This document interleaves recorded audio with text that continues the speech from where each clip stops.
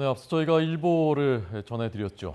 재작년이었습니다. 서해에서 북한군의 총격에 숨지고 시신까지 불태워졌던 해양수산부 공무원 이모 씨 사건. 유족들이 당시 사건 기록 공개하라면서 정부와 소송을 하고 있었는데 윤석열 정부가 이 소송을 항소하지 않기로 했습니다. 네, 그리고 오늘 오후에는 문재인 정부 발표와 달리 이 씨가 자진 월북했다고 단정할 근거가 없다는 내용의 해경 발표가 있을 예정입니다. 취재기자 연결해서 더 자세한 소식 알아보겠습니다. 조은지 기자.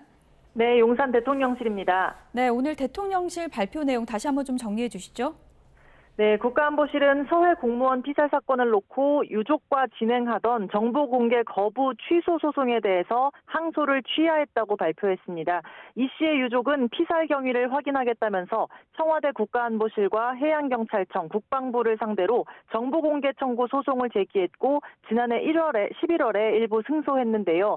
당시 문재인 청와대 국가안보실 등이 항소해서 현재 2심이 진행 중인데 이 소송을 윤석열 정부가 취하하기로 한 겁니다. 이로써 1심 판결에서 허용한 부분은 즉시 유족에게 공개될 수 있습니다. 이미 항소 취하서를 제출했고요.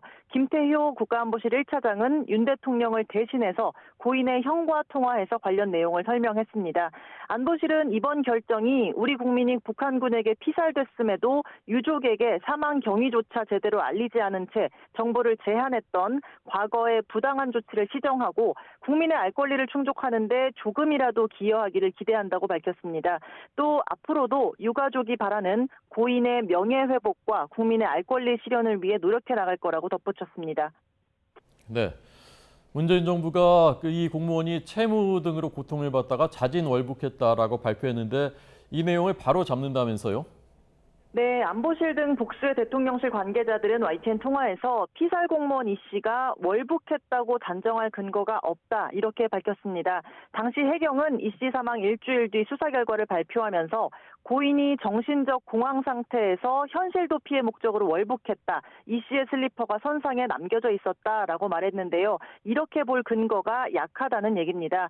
피살 사건과 관련한 세부 내용은 오늘 오후 2시 해양경찰청 추가 브리핑을 통해 공개되는데 다만 내실 있는 자료가 나올지는 불분명합니다.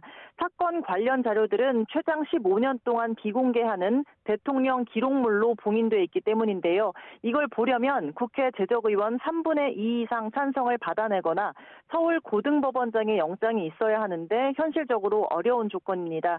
오늘 발표 내용은 그래서 대통령 기록물로 지정되지 않은 당시 어업지도원 동승 공무원들의 진술이나 군 당국의 관련 자료를 토대로 한 내용이 될 텐데요.